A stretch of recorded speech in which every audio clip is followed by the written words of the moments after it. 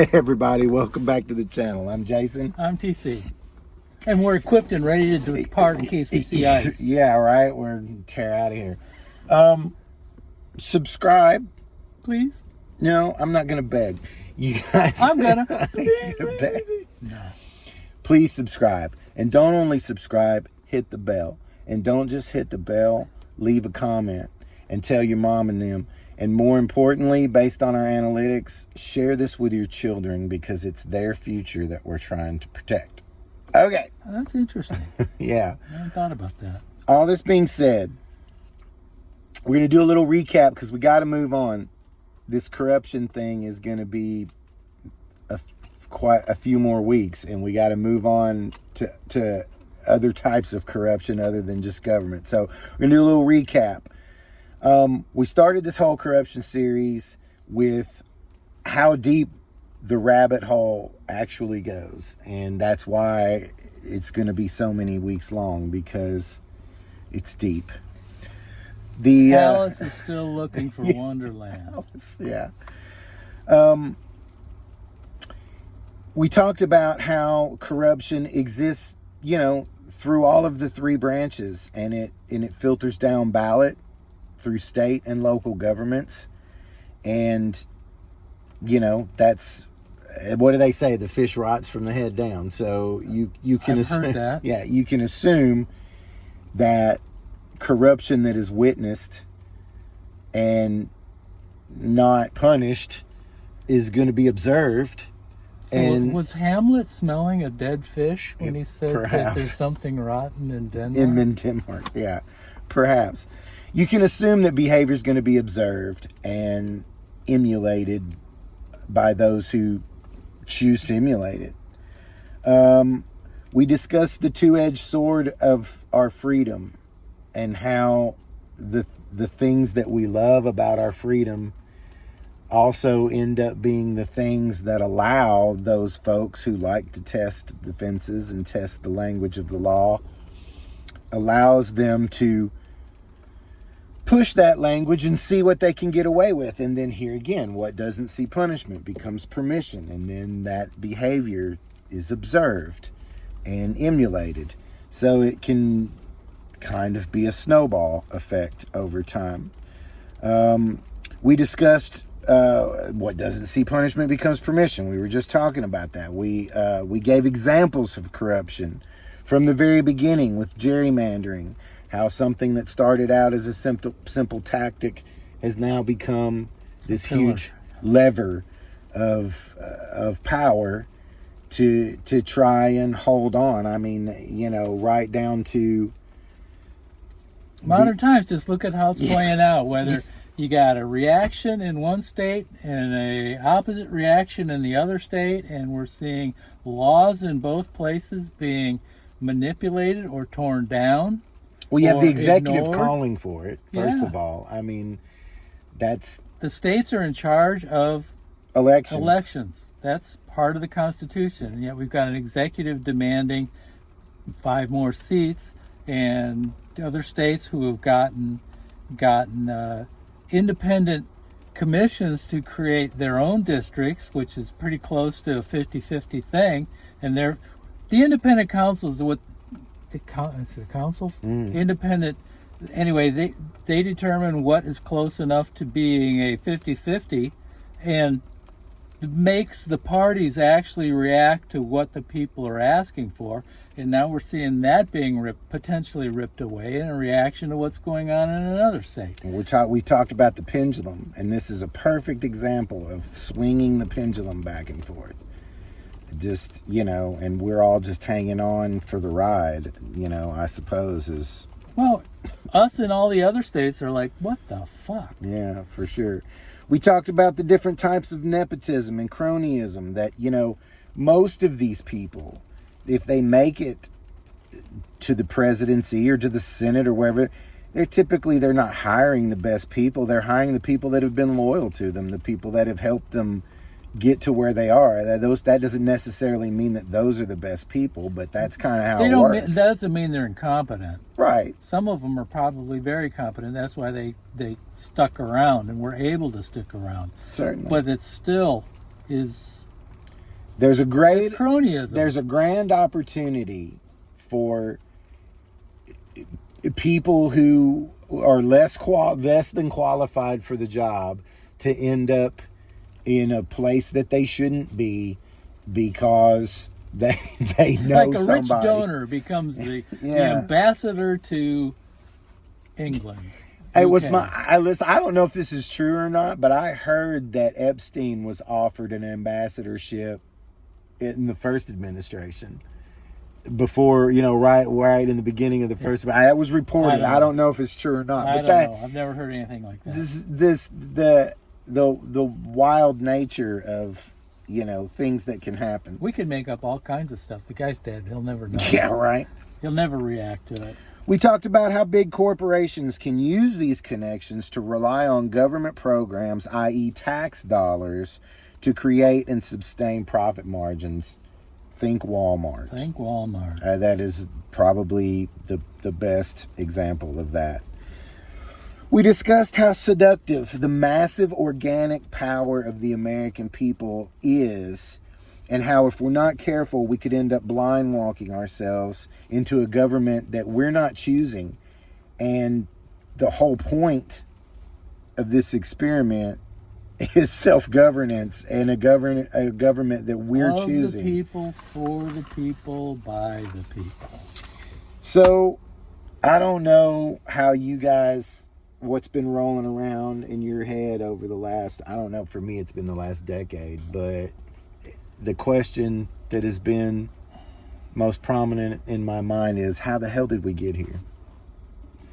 And, I think it comes down to is what's not held accountable. Rules, laws are only effective if they are actually enforced. And you know who believes that? People who believe in the rule of law.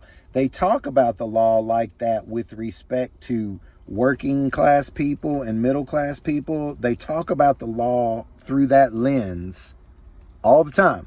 Well, enforce the law. If you enforce the law, then people won't do these things. More police. People love to talk about that with respect to the lower end of the social spectrum. It's when you get to the upper echelon that people start to balk and we don't do that here, and we don't, we're not a banana republic. Well, and the Federal Trade Commission was always until the Biden administration was reluctant to prosecute any of these corporations. Well, we'll never get it to court. We'll never do. They were saying no to themselves. Yeah, exactly. As opposed to trying to apply the law. It was a non-starter because they thought their way out of it. Mm-hmm. Anyway, how did we get here? I don't know. Let's talk about post-World War II, right? Because pre-World War II, it's ancient history. It's gilded. Well, it's Gilded Age, right? Industrial age profits, no IRS system, no New Deal, pre-World War II. Pollution is dump it in everywhere. They just solve their problems however and get away with it. And so what do you end up with? You end up with Gilded Age, the market crash, World War II, and the New Deal, right? You end up with a new society, a new idea, philosophy for who we should be as a people, and we'll move forward from there. So let's just start with Kennedy. I think people are pretty aware of the scandals and nepotism associated with Kennedy. I mean, he had his brother as the Attorney General, sneaking Marilyn Monroe in and out of there. And Bay of Pigs, CIA operation, which was designed in the Eisenhower administration, and Kennedy got bulled into it.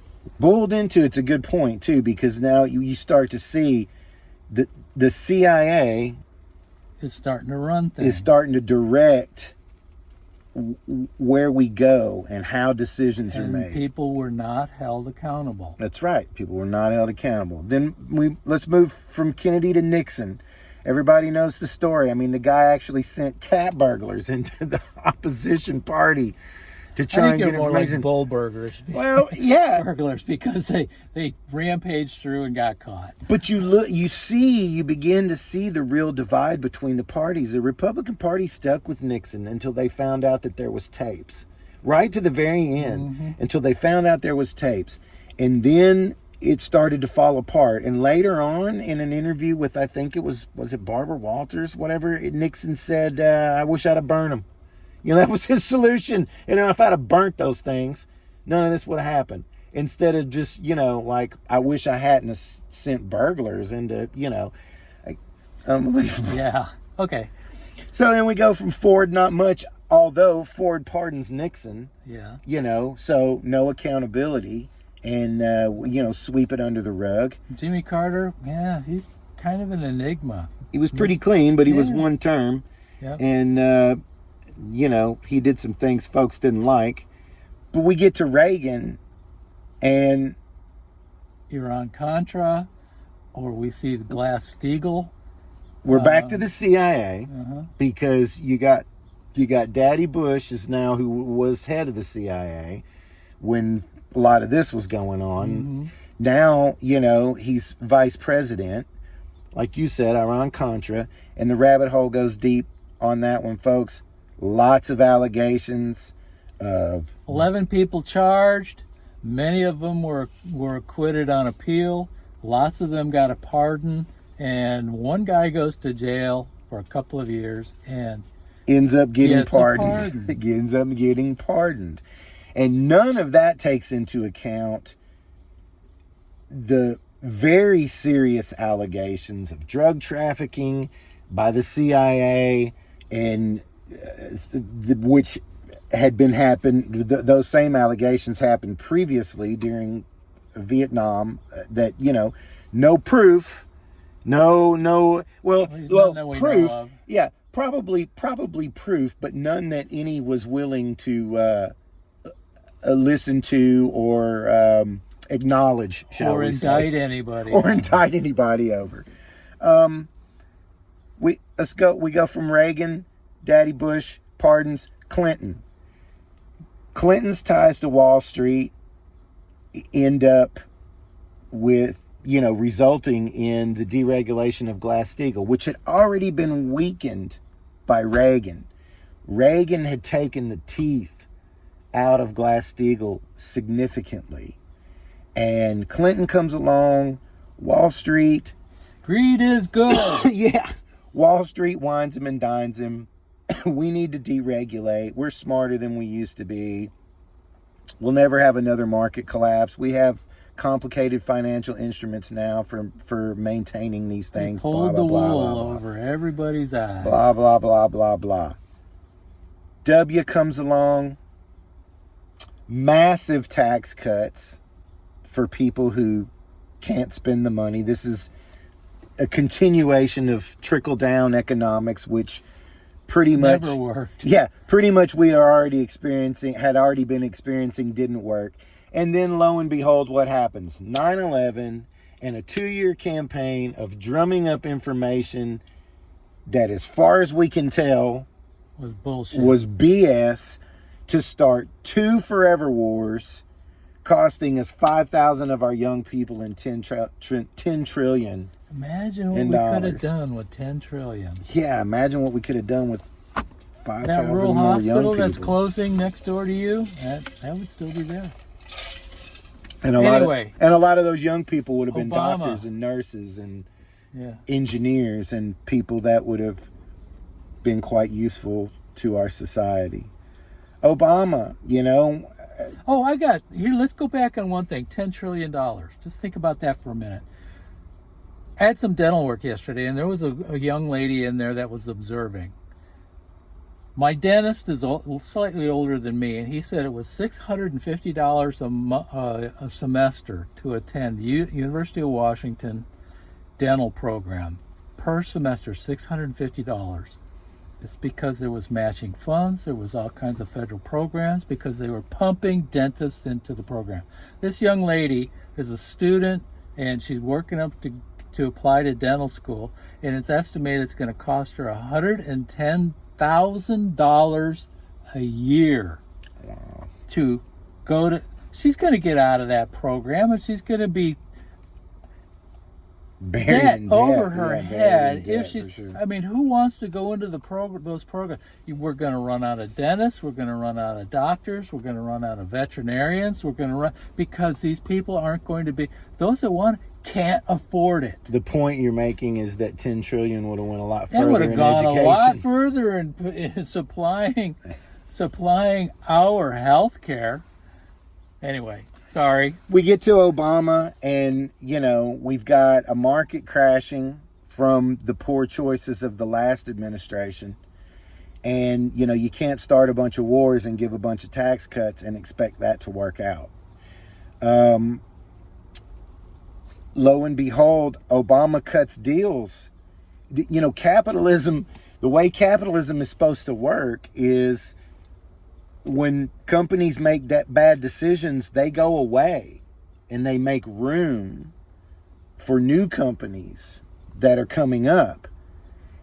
And when companies come to Washington and say, hey, we're too big to fail, the first question should be, how did we get there? Companies aren't supposed to be able to get to be too big to fail. Well, if they screwed the pooch, it's their fault. They should suffer the consequences. But in this case, too big to fail, it was us and you that paid that price. And we paid either way, mind you. It's not like we didn't pay. They got away with it scot-free. Nobody went to jail. Nobody got reprimanded. One bank went out of business. Everybody else got shored up and wealthier, and we paid anyway. The American people did. So spend some time considering about that. Did it over and over with the auto program. Yeah. Auto industry. You go from Obama to Trump, term one. Do we need to say anything? People storming the Capitol, the people's house, and rubbing feces on the walls and looting stuff and walking through there with the stars and bars. And then what? And then we go to Biden. Did any of those problems get fixed? The low-hanging fruit. Yeah, they went after the low-hanging fruit, not to bother with anybody at the top until the very last minute, until it was too late. They didn't shore up any of the issues with respect to how the power can be, all those norms that, the Trump administration was running past. None of that got shored up. Lack of accountability became permission. And now we're back to where we are now. And I hope, well, first of all, let me say, 3 parties, a multi-party system, moving to a multi-party system changes a lot of this math. We've said over and over again, 2 parties are monopolies. Yes. And if we're tugging this rope back and forth, back and forth, back and forth, you know what it looks like, don't you? Well, we're the one getting spooged. For sure. Gerrymandering would be done in a multi-party system. Here's another thing that interests me about it. It would be almost mathematically possible for the president to have the Senate and the House and the Supreme Court on his side or in his pocket with a multi-party system. I mean, if that happened, it would be because that party was knocking it out of the park for the American people. That's why we believe that dilution in this way helps us hold on to our liberties. It helps us hold on to our rights, and it dilutes their power and their authority to wield our power willy-nilly and do what they want. I hope going through all of this helps you see that there's no saviors. What do we do about it? What do we do? Is there anything in our history, TC? There's something in our history. What do we know? Okay. What do we know? I'm going to read you something. Some of you probably won't recognize this. Prudence, indeed, will dictate that governments long established should not be changed for light and transient causes. And accordingly, all experience hath shown that mankind are more disposed to suffer, while evils are sufferable, than to right themselves by abolishing the forms to which they are accustomed. But when a long train of abuses and usurpations, I love that word, too bad I can't say it, pursuing invariably that the same object, evinces a design to reduce them under absolute despotism, it is their right, it is their duty, and to throw off that government and to provide new guards for the future security. That's from probably the most famous Dear John letter in the world. The Declaration of Independence. That's our declaration. And it was telling the king that it's not us, it's you. We've said this before. I really encourage y'all to read the Declaration of Independence, Please. including the 27 charges, especially the 27 charges, as to why the forefathers, the founding fathers, were thinking or writing this letter. You will probably be surprised at the parallels how applicable are to today are. Read the 27 charges. Read the whole declaration. Really read the whole thing, but especially the 27 charges. It's just, it's important. We're way over time. Oh, well, who cares? Folks, whoever's listening to us, listen to this part. There are no saviors. There just aren't. There are employees that we send to Washington. We hire them to do a job. Some of them do the job better than others, depending on who you ask. But it's a difficult job, and it's full of pitfalls. There are no saviors. But the media would have you believe something different. And next week, we're going to talk about corruption of media. So, thanks for joining us. Thank you. See you next week. God bless America.